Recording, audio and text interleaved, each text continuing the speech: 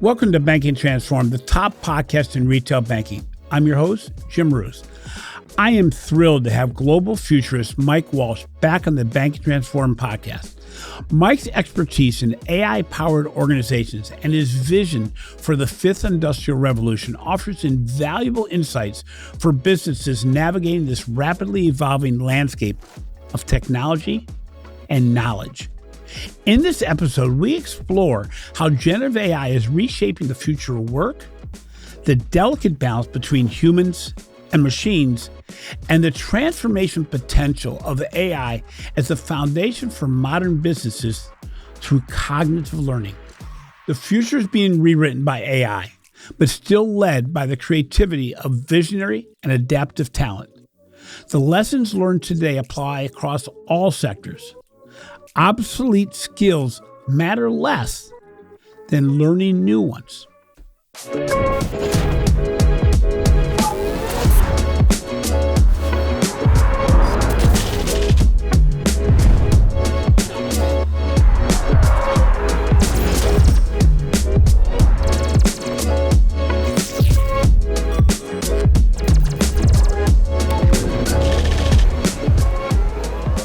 In our discussion today, Mike Walsh shares insights on how businesses should adapt to the AI-centric environment, stressing the importance of a radical cultural shift. The discussion will also cover the changing nature of employment and the essential skills required in an AI-dominated future, emphasizing the need for continuous learning and adaptability. So, Mike, you've joined us every year since our podcast started, discussing how data, insights, and AI are changing businesses. Well, in November of a year ago, ChatGPT was unveiled, bringing to life much of what you had discussed through the years. How do you envision generative AI transforming the future of business and its operations beyond what was possible only 12 months ago? First of all, it's wonderful to be back on the show again, and I'm very honored to have been such a repeat guest. I have to say, though, I have mixed feelings about the fact that AI has become so prevalent now. It was a lot easier and maybe more interesting talking about it when less people were interested. But now, I think, as you mentioned, because of ChatGPT, it's had such an extraordinary take-up. Everyone not only feels that they understand what AI is, I think quite a significant majority feel like they're also experts in it, which is quite dangerous. Yeah. And I think we're really just at the very beginnings of trying to understand what an AI-powered revolution might look like when it comes to transforming organizations. And the reason for that is that for many of us, generative AI is just, has become a tool for writing breakup emails, rhyming birthday greetings, or summarizing memos you can't be bothered reading. Most people have really just begun to scratch the surface in terms of what it really can be used for, in terms of not just summarizing information in new and interesting ways, but really becoming an indispensable platform for generating breakthrough insights. It's interesting because in a lot of your discussions, you're on your website and articles you've written, you really talk about the ability for generative AI to build better personalization, build better dialogue, and actually, in a way, humanize things as opposed to making them simply more efficient. How do you see AI progressing, expanding the human capability and cognition rather than just improving efficiencies? Well, there's many parts to it, and I think this is a fantastic question and way of framing it, because one of the biggest traps of any form of technology, I think, is to take what we do today and try and do it 10% better. In that's the easiest business case to always make if you're trying to justify some new spend. But it's the most dangerous thing to do when it comes to a kind of a fundamentally disruptive paradigm transforming technology like artificial intelligence. AI, I think, today is already giving us the means to not just, speed up our existing workflows, but to really reframe the way we think. And I kind of call this metacognition, thinking about thinking. And, in our previous discussion, we were talking about how we both use generative AI tools like Claude and ChatGPT. The way to use them is not to generate content, but to actually become a sparring partner, become a cognitive assistant, to actually challenge the work you've done, to get it to read it, to give you a kind of some constructive feedback, to kind of push your writing, your thinking into new directions. If you're just asking it to, write a kind of 6-paragraph essay on a particular subject or an article, and that becomes your product, then really what you're doing is just taking the average result of a particular thinking in an area and trying to submit it as your own. That is not breakthrough thinking, and it's certainly not improving productivity. Where I think things are going, though, next is going to be much more interesting.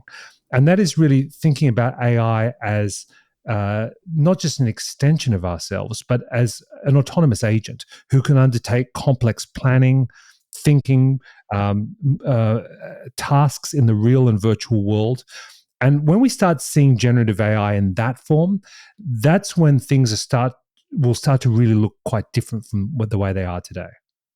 It's interesting. I was having a conversation, Jesus, about 6 months ago with Brian Romley, and we got into this discussion about could generative AI actually be your individual agent? We're taking banking as an example and saying through the questions the tool can ask, through capturing the answers that it gets through transactions, behavioral trends, things from outside and inside the financial institution, could this become your agent at the financial institution that could build better go-forward solutions on a personalized basis? And in other words, if done well, and if done with continuous interaction with the client, could it actually increase trust as it remembers things you said? So it does what humans are meant to do and can still do in conjunction with the tool, but can it actually build separate units, separate agents in each transaction for each customer, build in a way that is simplest? Do you see this as a possibility? No, absolutely. In fact, I would go further and say it would be insane if it doesn't. But I think the key to understanding this is that it's not just a bank that will have a virtual workforce of agents that are, in a sense, an extension of their call center or their human agents. Individual consumers and professionals will have their own digital twins. Their own digital doppelgangers. And this is where you really get the hyper-personalization. It is, you're not relying on the bank or the financial institution to have that. You're actually relying on your own highly trained, highly autonomous personal digital extension of yourself. And this agent will absolutely be reading your emails, be writing your correspondence that isn't mission critical. We'll be applying for bank loans, credit cards. We'll even maybe go on job interviews. It'll essentially be your consigliere in the digital world. And because of that, we're going to see consumers trusting their data to be used much more because they'll actually have control over this agent.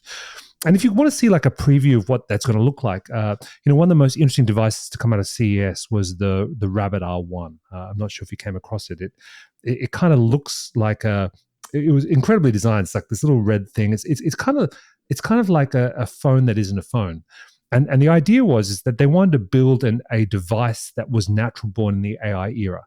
Rather than a large language model, they call it a large action model. Because what the Rabbit does is it actually learns how you use particular apps, whether it's calling an Uber or ordering food, maybe in the future opening up a bank account. And it has a little camera that watches how you do it. And then it actually acts like you on those apps, through a kind of a secure tunnel in the cloud.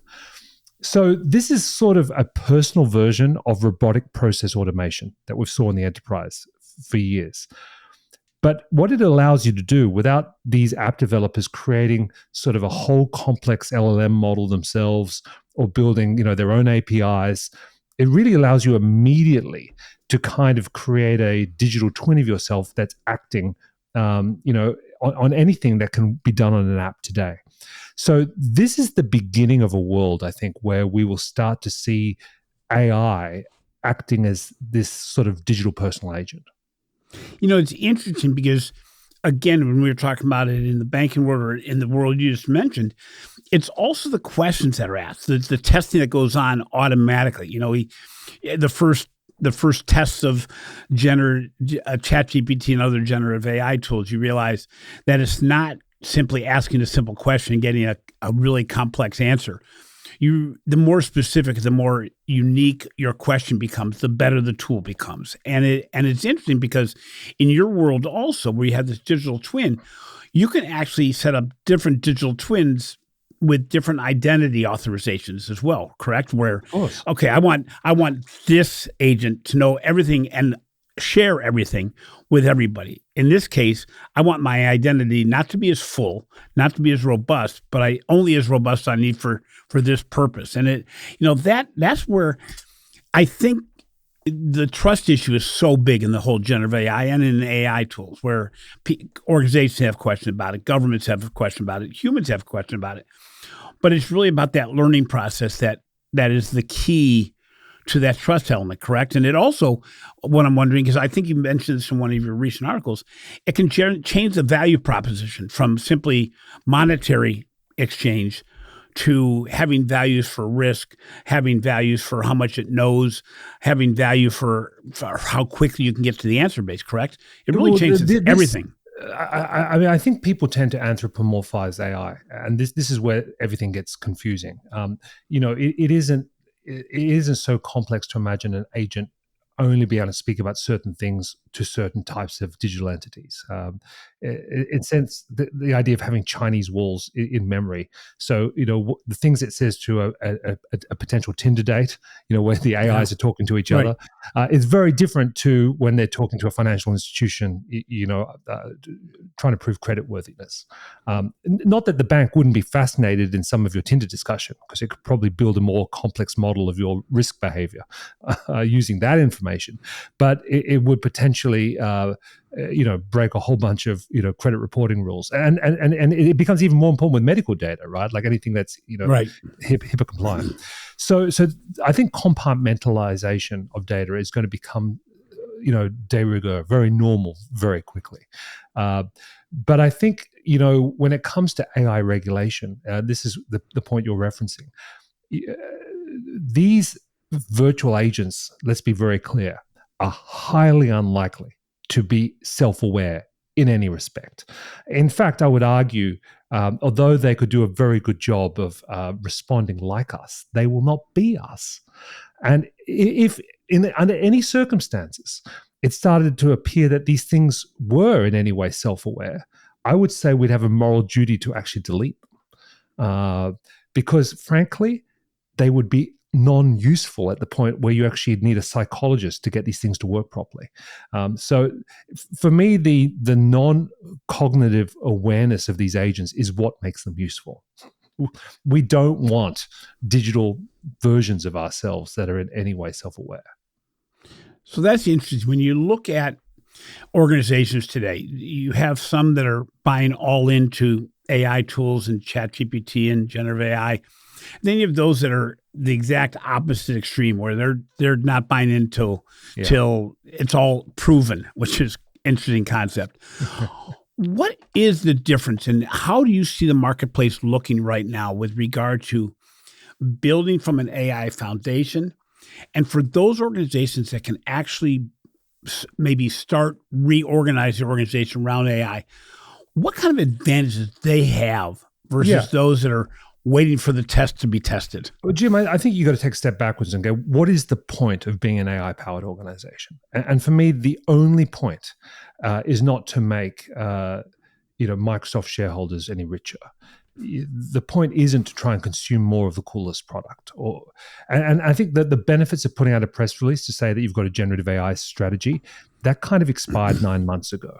So just being the latest person to do something with generative AI is a bit like doing something with the metaverse a year ago, right? Like you got a little bit of kind of kudos for it. Now you look like a moron. So I think the only reason that you would embrace AI is because you've got a coherent plan for increasing your enterprise value.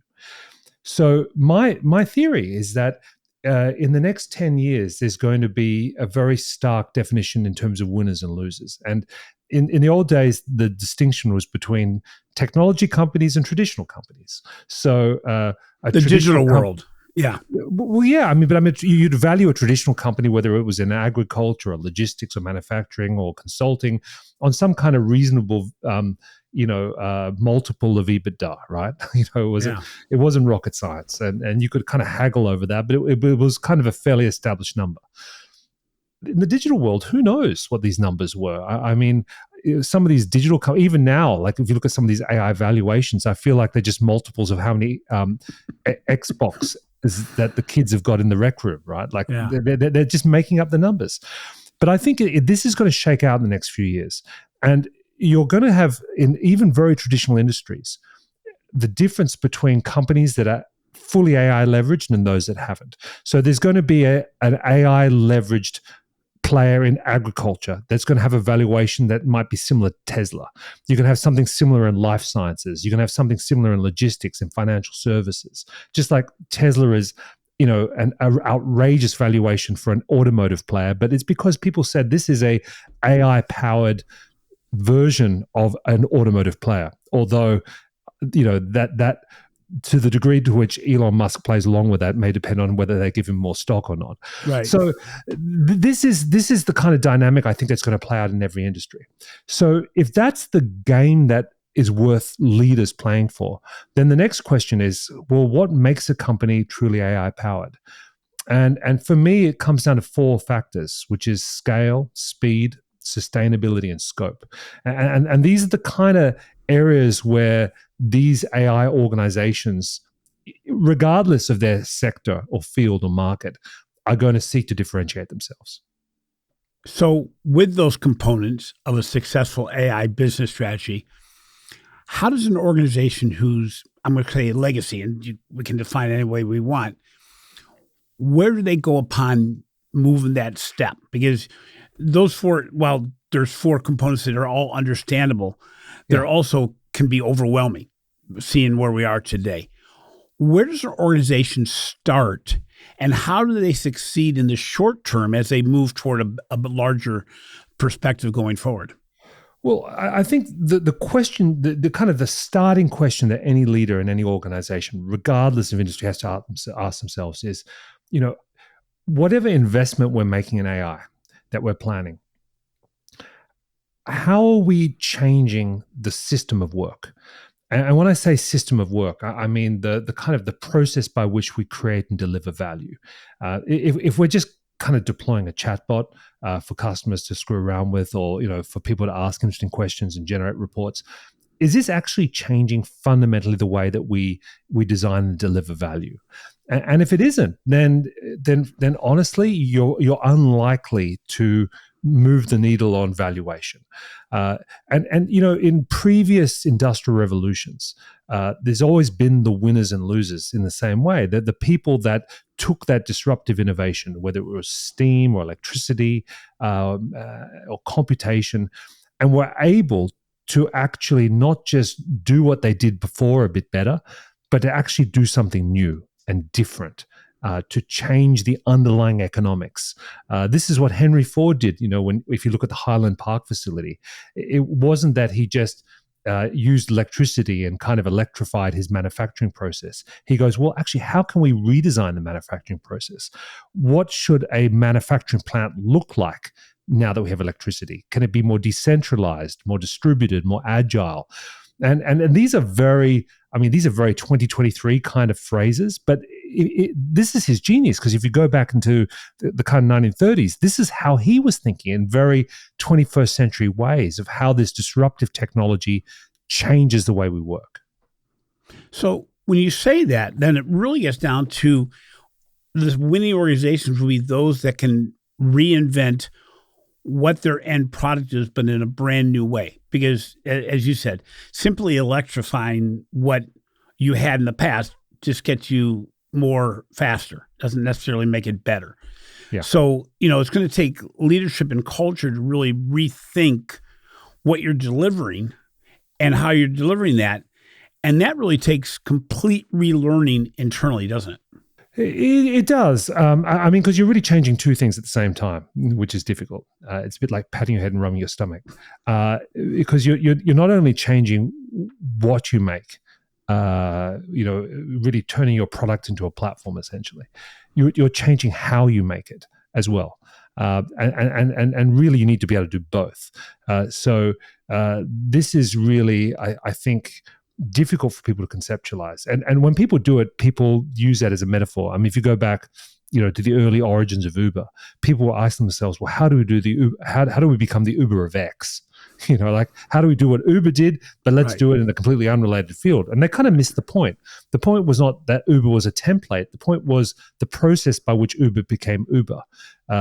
Someone said, okay, there's a new emerging market for this, which means we can use technology and computation and the internet and smartphones to basically do something in a completely new way. But they didn't just do that. They changed the way that the organization was set up, the way they used data, the way they scaled, how they moneyballed regulation. I mean, not all of it was completely ethical, and it didn't always make it a great place to work. But essentially, they were doing those two things: reinventing the product to the end consumer and changing the design of the organization and how it interacted with the ecosystem.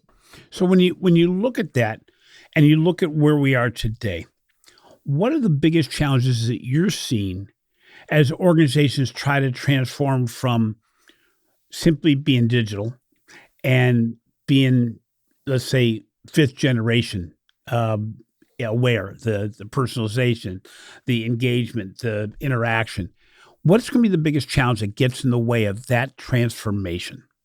Look, the biggest thing everyone's facing now is scaling up. I think if you weren't doing some kind of generative AI pilot in the last 12 months, you either were living under a rock or you're being deliberately obstinate.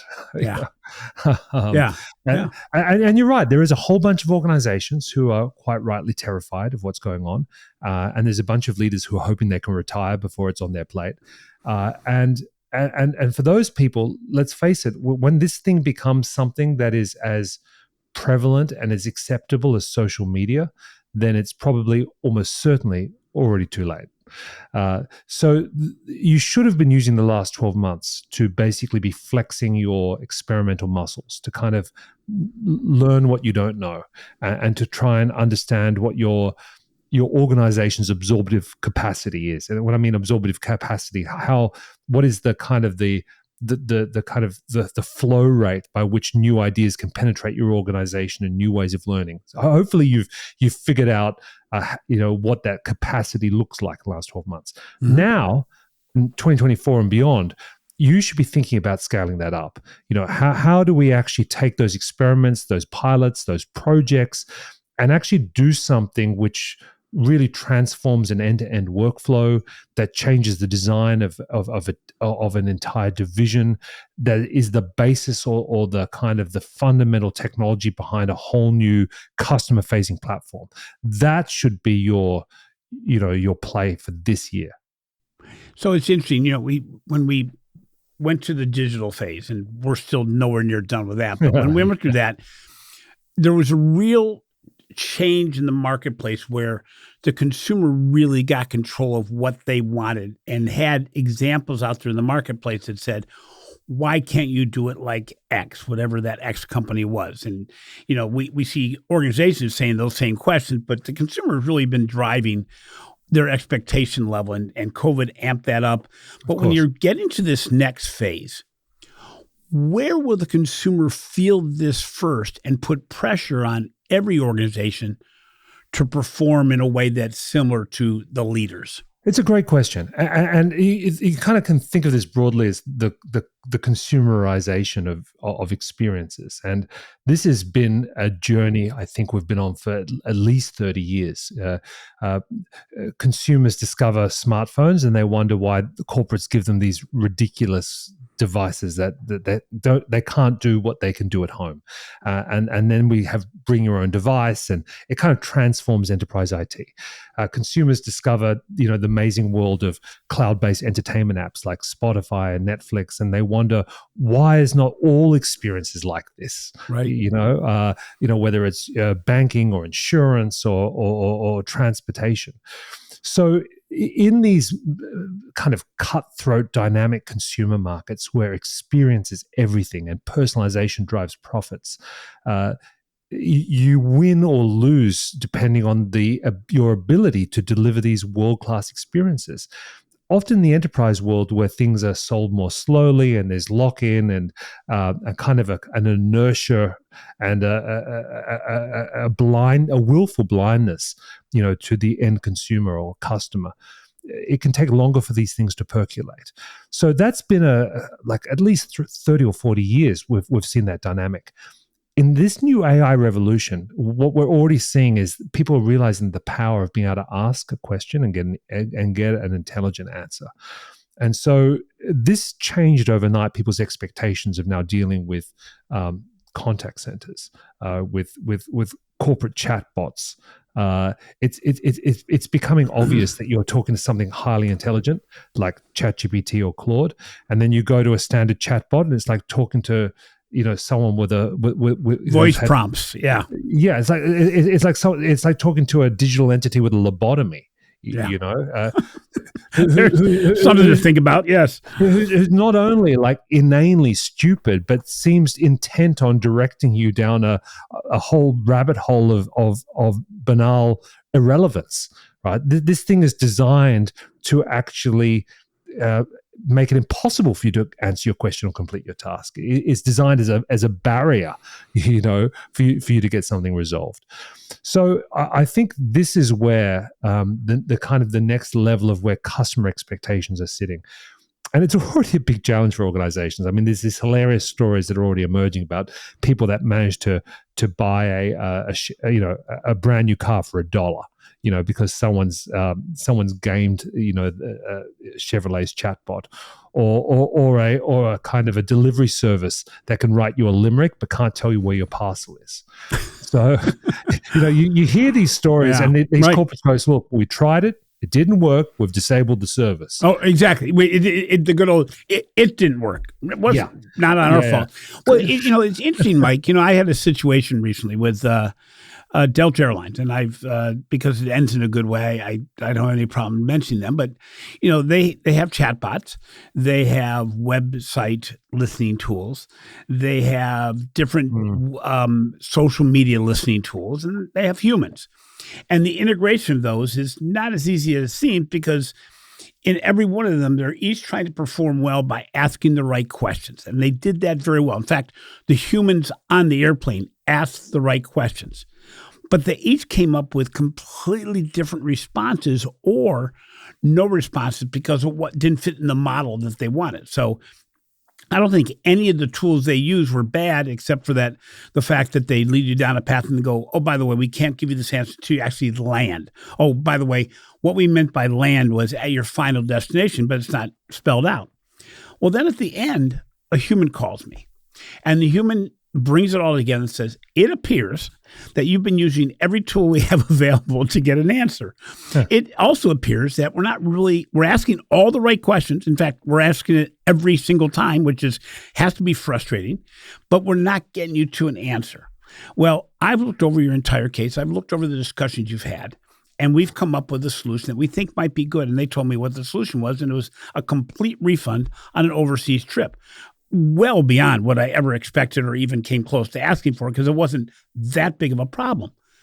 But doesn't that kind of look at the challenges of integration of channels, but also the importance of a human aspect to what we're doing in an AI world? Yeah, I mean, there's actually so many interesting parts of that story. I mean, the one thing is I think that they actually got a bargain by just giving you a refund, because you clearly probably should have got extra for helping them train their model to be more effective. I mean, they were using you basically as a human guinea pig for their for their embryonic generative AI platform. And they may have also in the past where I say, I get in front of a whole lot of people, and if it's a good story, I'm going to mention it. And if it's a bad story, I'm going to mention it. And this story that starts off bad gave a great example of what goes wrong, where we have these silos still. We have these old-fashioned silos that try to do things the way we've always done them. This is in a nutshell the big challenge with generative AI today, which is that it's very good at keeping a human's deceived of the deeper capabilities of a system, because you feel like at a very surface layer you're dealing with something highly intelligent. But what we are not so good at doing is empowering or plugging that intelligence layer into the ability to plan, to segregate, to kind of take action, even in the digital realm, on those insights it gleans from us, and probably for good reason, because we aren't able to audit these things effectively enough to really know that we can trust it with, issuing a refund, selling a car, writing an insurance policy. We're more comfortable with more deterministic systems, with that, because we can actually go and say, if the following rules are met, the following things can happen. But when we can master those highly probabilistic, statistical, human-like interfaces, and we can combine it with those more deterministic, solve problems, take action, be accountable, that's when the real magic is going to happen, in terms of creating a digital workforce that transforms experiences for customers. Yeah, it's very interesting, because at the end of the day, when you look at where the world seems to be going, the winners are going to be those that can show empathy in a way that says you look beyond simply the transaction element of what we're talking about, which is, it's hard to do. But as you just mentioned, if you take all the data that I have available in my interactions with this company and you use it, that empathy seems to come through. And trust comes with it. I mentioned, as my team knows, I mentioned the experience I had in Amsterdam being picked up by Uber. And on the way to the hotel, it gives me examples of things I can order to have my meal brought in. And it's all in line with what I've ordered, passed with Open Table. It then says, well, if you don't want this, these are restaurants nearby. And it also uses where I've gone in the past with them to say, here's some events you may want to see or things you may want to do. It's relatively simplistic, but it takes it out of the transaction and into the engagement. And it takes it, at the end, you almost get enthusiastic about what the next step could be. I've got to be frank with you, though, Jim. And I know this is where we're going to go to some extent, but I'm terrified of the idea of equipping these programmatic platforms with too much empathy, because I honestly don't think we can handle it as a human species. We are so lonely and disconnected and alienated that the minute that a machine somehow knows a little bit about us and offers us a warm cup of tea, we're literally going to either burst into tears or fall in love. Good point. Empathy may be the wrong word. I know, because that's the human aspect. Yeah, the ability for manipulating, hairless apes with a little empathy, it just cannot be understated. People are so worried about election interference and deep fakes, they forget just a little bit of kindness connected with a massive amount of data will literally turn us into like sovereign blobs of flesh. Like we are utterly screwed at that point. I would much rather cold efficiency from my bots, because at least I know where I stand. And then give me a human being, when things screw up. Yeah. So, Mike, before we were talking about all the things in the AI world and where generative AI moves us. But you've written recently, and you also had a great podcast with Deloitte talking about the fifth industrial revolution. Can you talk a little bit about what the fifth industrial revolution is and how it differs from the previous four? This is an area of some debate and controversy, but I believe we've had four industrial revolutions to date, and they are steam, followed by electricity, computation, then smartphones, and the web. And there's some argument about the beginning dates of those and whether that was the key technology or not. But I think there's no doubt that really we're now in the midst of a fifth industrial revolution, which is that powered by artificial intelligence.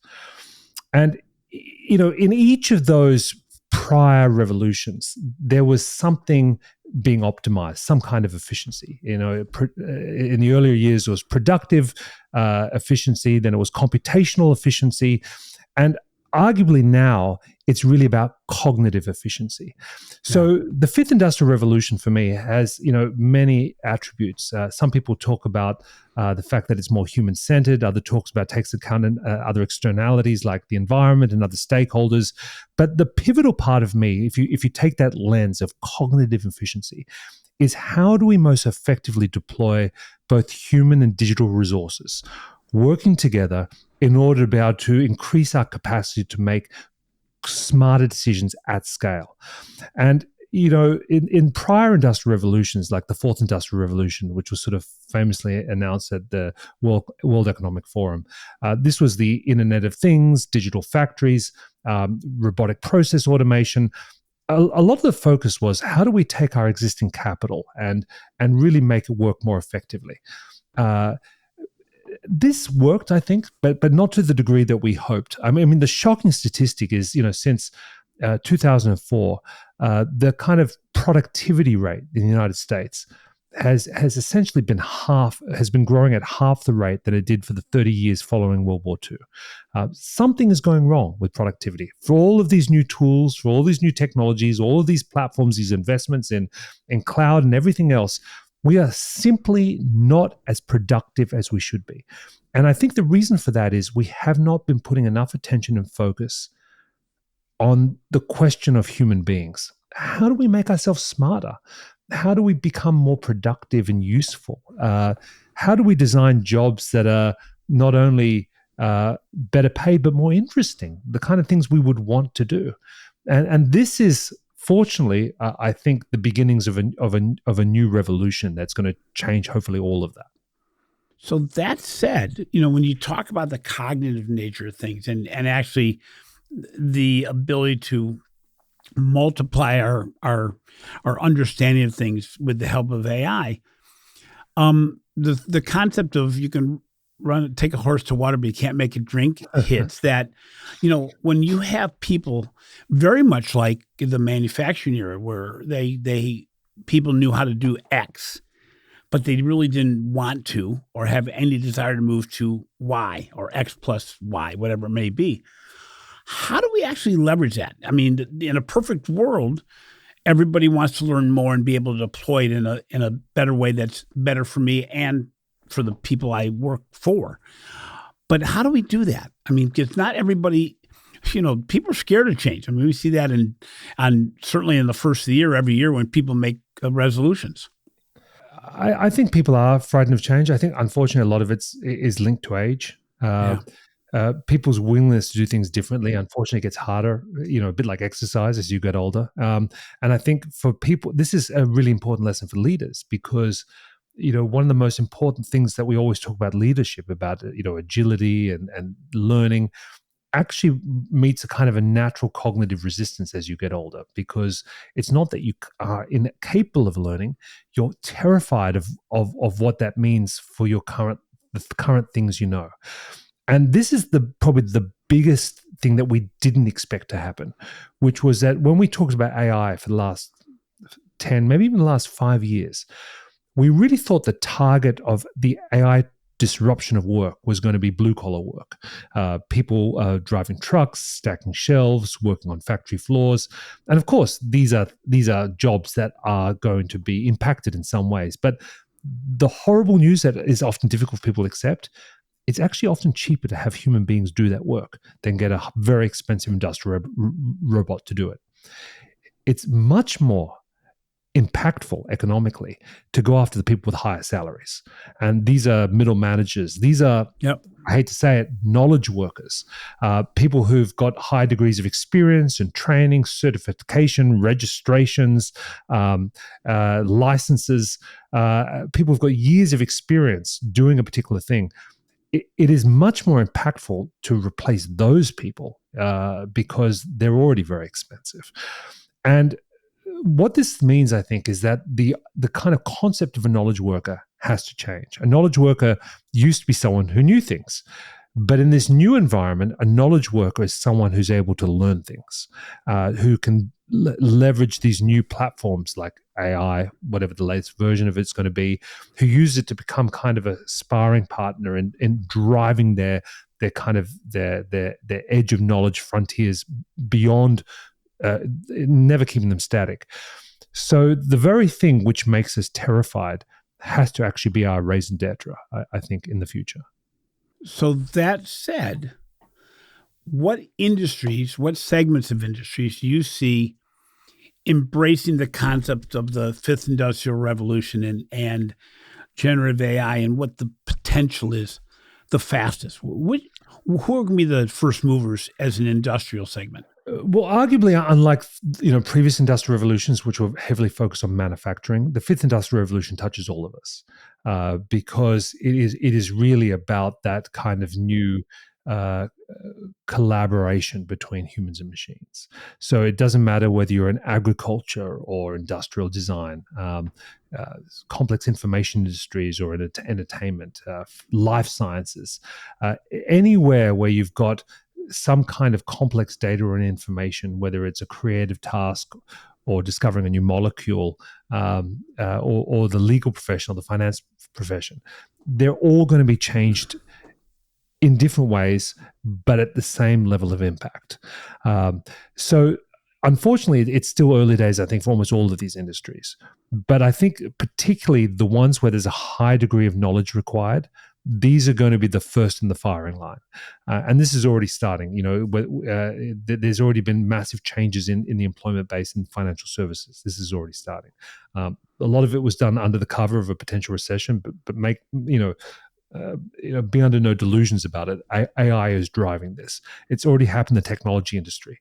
All the massive hires that were made, especially around sort of mid-level managers, during COVID, where basically Zoom meant we had sort of a proliferation of people whose job it was to check on other people were doing their work or not.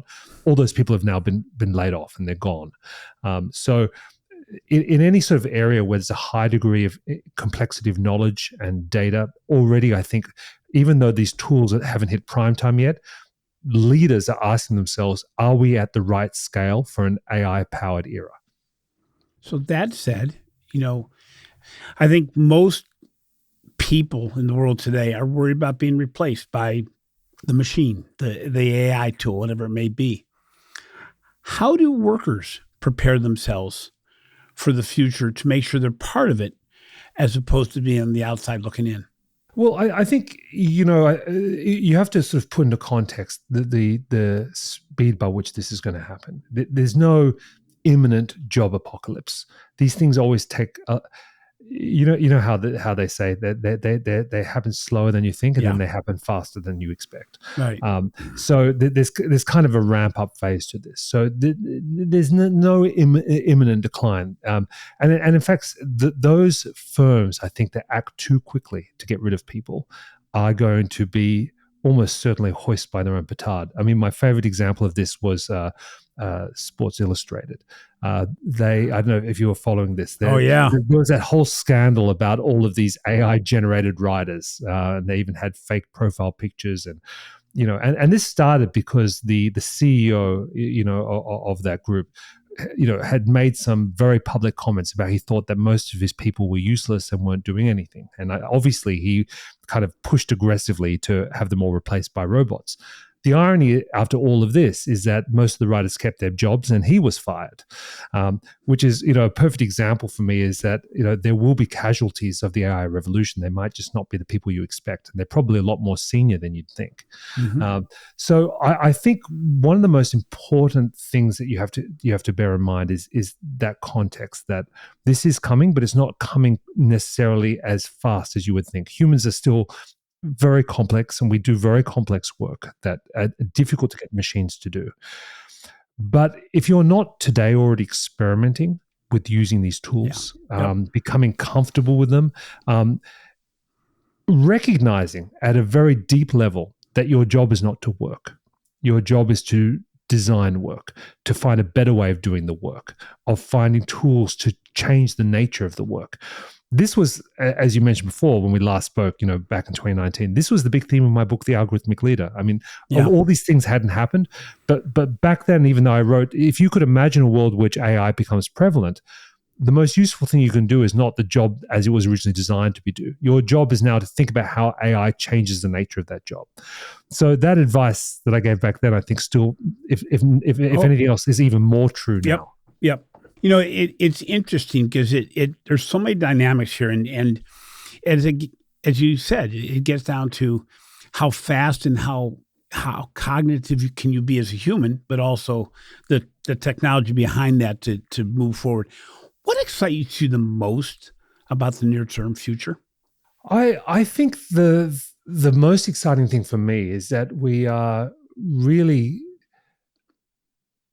now equipped to be able to learn anything we want in a very precise and accessible way. And this is like, and the reason for that is if you think, I always used to imagine that if you had the ultimate luxury, you'd have a private tutor, in the sense of the wealthy aristocrats of Europe. You never went to school or college. You basically had your own personal tutor you'd do a grand tour of Europe, and they'd travel with you, and you'd be, you'd be somewhere in Rome, and there would be someone lecturing you, on classical history or Latin or Greek as you were standing in the Parthenon.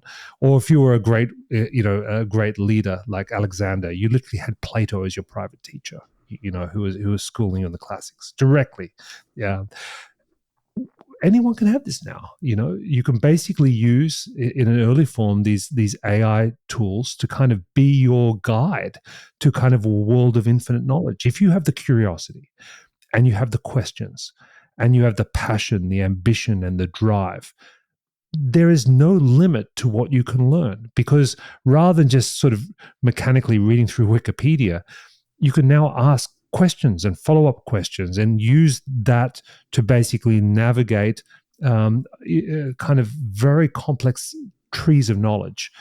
And I think if that's where our starting point is after 12 months, what's this going to look like in the next 10 years? Yeah. And of course, this is I think a plea that we need to transform education now. But it's also a very positive thing, which is, even today, a lot of the barriers towards self-learning are going away. So yes, it is frightening learning new skills, but if you even have a tiny modicum of curiosity and a willingness to to embrace new ways of doing things, there's never been a better time to do it. It's interesting, learning how to learn. I mean, it's very interesting that way. This is what we're talking about, metacognition, right? Yeah. Thinking about thinking. What are you most fearful of, given the, say, short term, with regard to AI and generative AI and where we are? There's two things that terrify me. One we already touched on, which is the kind of misuse of emotive technology. Because I say humans are psychologically very weak. There's been a lot of research done on this. We know how to be. We can be nudged. We can be hoodwinked. We can be conned. And we also tend to anthropomorphize, and we tend to worship things as gods.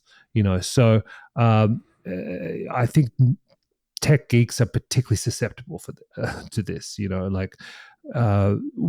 Creating something that seems like a digital god and then starting to worship it.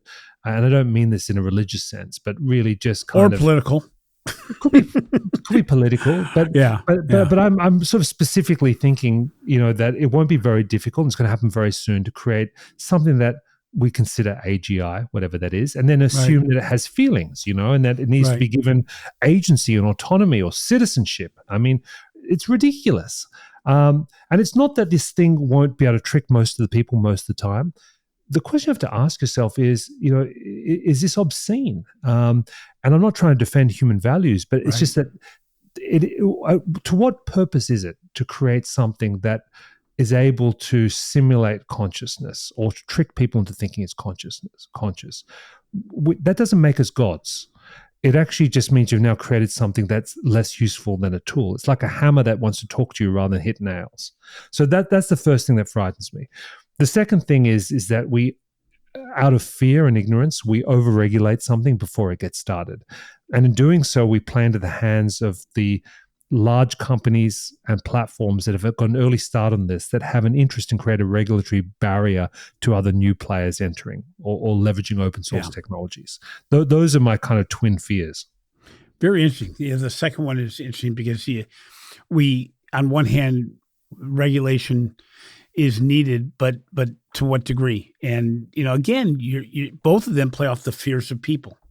The worshiping a non false idols human thing. Yeah, exactly. And then the other one is regulating that way, but it's the fear of the unknown. Fascism and religion, are kind of these the twin traps of human civilization. And if you kind of look at the span of history, any new technology often falls into one of those traps. So finally, beyond simply get started, what advice do you give businesses right now to get prepared? Because I think the biggest challenge is there's a lot of priorities out there, and you can test yourself into a hole and never move forward. It makes you feel good that you're doing things, but you're not really. No, I think Jim. Let's be frank here. The time for screwing around and teaching executives how to write prompts, having a workshop on how to use generative AI. The time for that's past. Frankly, if you haven't done that as an organization now, tell people to go do it at home. Don't waste time on running workshops on using ChatGPT. Like it's just moronic. Really, this is the point where people need to be getting together and going, okay, not just generative AI. What is our strategy for putting AI at the core of our business? And if we don't do it, what is the consequences of one of our competitors putting AI at the core of their business? What would that look like? How would that impact us? Are we okay with being having the valuation profile of a company that isn't AI leveraged? And honestly, for some companies, that may be okay. It may be that we are prepared to take this valuation profile because we're not willing to risk the capital required to chase the kind of 100x version of it. And that is an entirely reasonable strategy for the vast majority of firms, as long as it's a conscious one. Yeah. Mike, it's always very intriguing, always fun.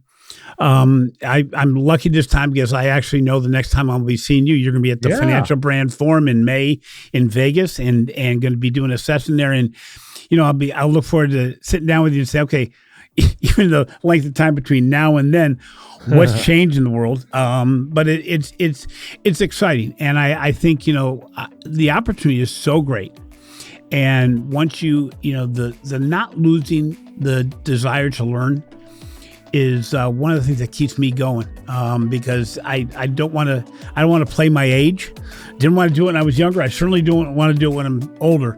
But it's interesting because there is so much out there, and now you have tools that, as you said, can amp up that learning very quickly, because it's all at your fingertips. It's kind of exciting. Mike, thank you so much for being on the show today.